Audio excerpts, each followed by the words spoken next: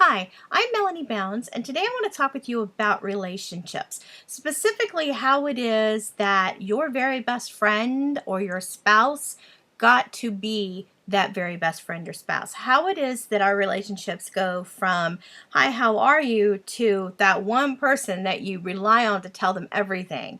So let's talk about that a little bit. I want to start, though, by asking you to participate in a little exercise with me. So close your eyes just for a few minutes, okay? Now, with your eyes closed, I want you to picture your very best friend. Okay, it might be somebody from childhood or it might be a spouse that you have now, but think about your best friend. Now, as you picture this person, I'm going to ask you some questions, and I want you to see if you can answer them. Okay? Ready? All right. What's their name? What kind of work do they do? Where did they grow up? Do they have siblings?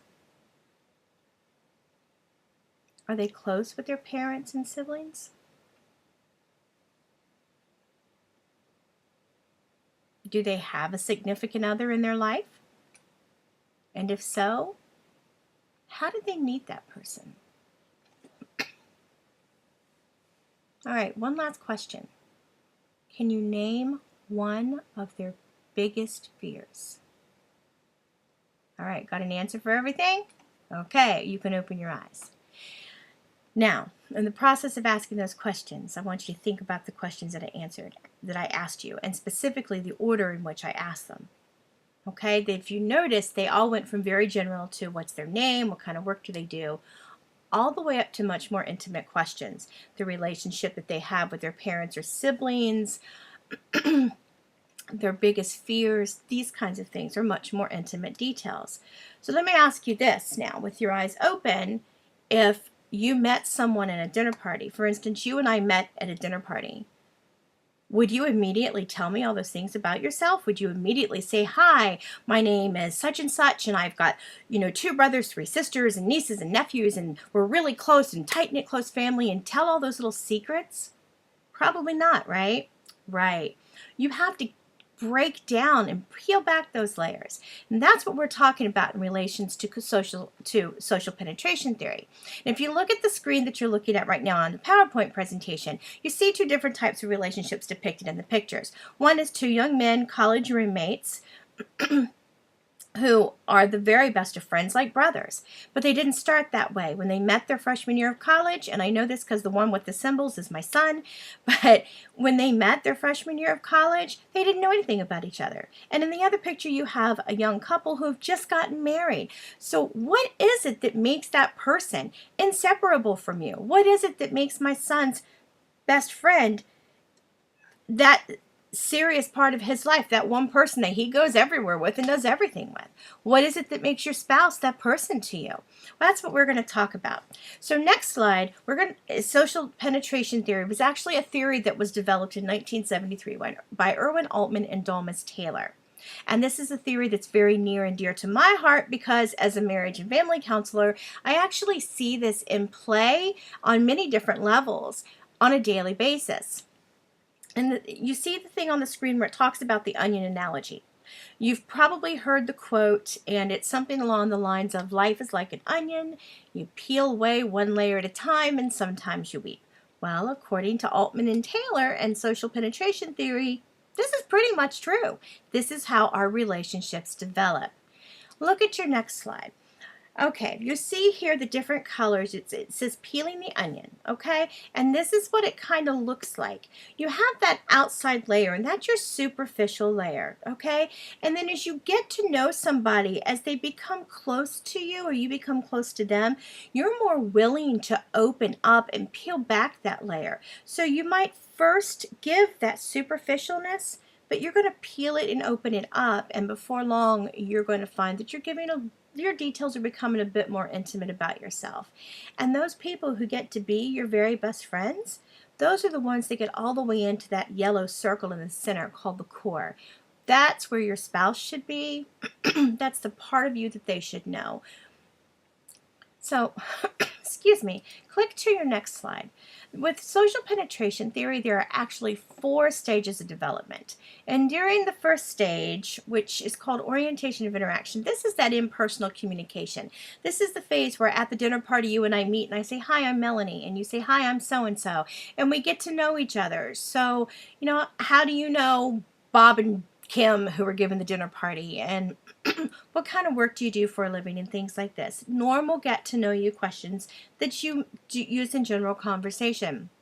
The info that's exchanged during this first stage in the relationship is very general public information.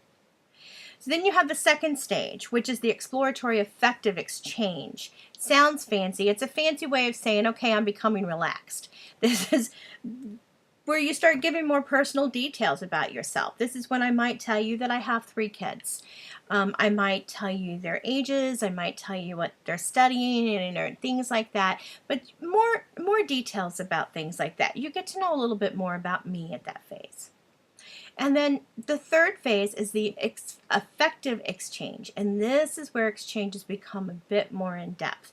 This is the stage when you start, for instance, in a romantic relationship, you start to think about a future with that person. You start to dream and go, wonder what it would be like if we got married. I really like him. This is where you're falling in love and everything's all wonderful. And with your best friend, this is the part where it's just kind of like you're starting to get together and really hang out now, not just hang out, but the daily phone calls. Hey, you're not going to believe what happened today kind of thing. This is that part of the relationship where things get to be a whole lot of fun.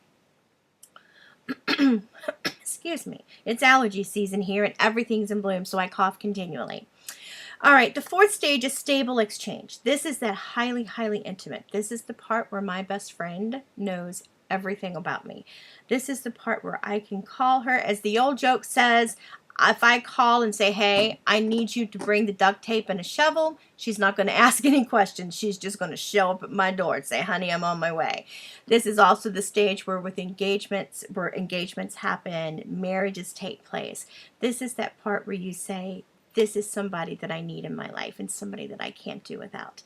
So those are the 4 basic stages of development. So very much like that onion that we discussed. But what is it that makes us go through these stages? What is it that makes us feel comfortable enough to divulge this information about ourselves? Well, Altman and Taylor referred to this, as you'll see in the next slide, as a cost and reward system. So when we ask questions and we get answers that satisfactorily answer those questions and give us little cues that it's okay to go a little bit deeper into that, then we begin to take more risk with the questions that we ask. And it's an exchange. So as I'm asking you questions and getting to know you, if you're getting feelings of warmth and presentness from myself, then it's going to make you more apt to open up about yourself and allow me to ask those questions of you. And that's when that exchange takes place between the two. And so as the lower the risk, the lower the reward. But as we increase that risk in the questions that we ask, and we increase the risk of opening ourselves up, then the higher that reward becomes, because that other person gets to know us and we get to know them. So when we're both connecting at that level, it increases over time. And that's considered the cost reward system. And sometimes conflict in relationships is very common, particularly in relationships that are beginning to develop or transition between the phases. Conflict can arise.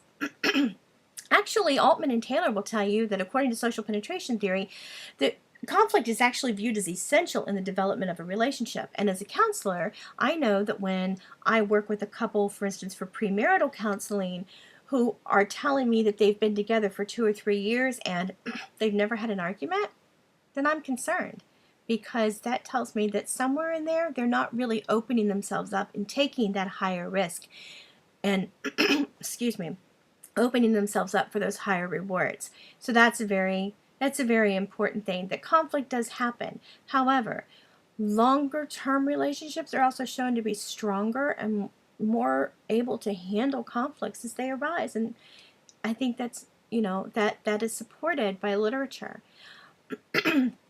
because you've got that foundation already and that strength, that stability. And so conflicts come up and you're more willing to work through them. So the last slide to kind of wrap things up, and I know this is like a quick condensed version of social penetration theory, there are points to remember. Communication is a complex and ongoing cycle. It's not something that when you reach that pinnacle with your best friend, it just automatically stays there. Like any relationship, whether it's with my best friend or with my spouse, like any relationship, it takes work to keep it there. And so it's a continual exchange of this complex system of asking questions, getting to know one another, and being willing to open yourself up for risk is what allows us to establish and maintain intimacy. Intimacy is maintained through the willingness to appropriately self-disclose your thoughts and feelings, appropriately being the key word. And it's important to remember, too, that you can never know someone completely. Even with your spouse, and you may have been married 20 or 30 years. And if you have, I challenge you to ask yourself this. Has there ever been a time when your spouse has said something to you and you're going, oh, really? You never told me that before. Sure there is. Because somewhere before you even entered into the ultimate of relationships, which is marriage, you were a whole and complete person who lived an entire lifetime before that person met you and before they really got to know that side of you. And it's impossible to try to, in a few years, tell everybody everything there is to know about yourself.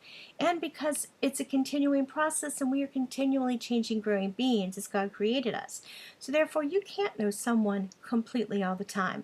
You can know a lot about them, but I guarantee you, in the really best of relationships, you are continually learning about one another.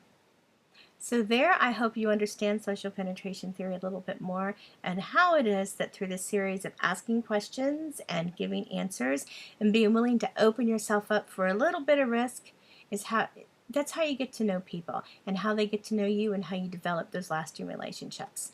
So I hope everyone has had a great semester and has a wonderful summer break, and I'm off to enjoy the Shenandoah Apple Blossom Festival with my kids. Be blessed.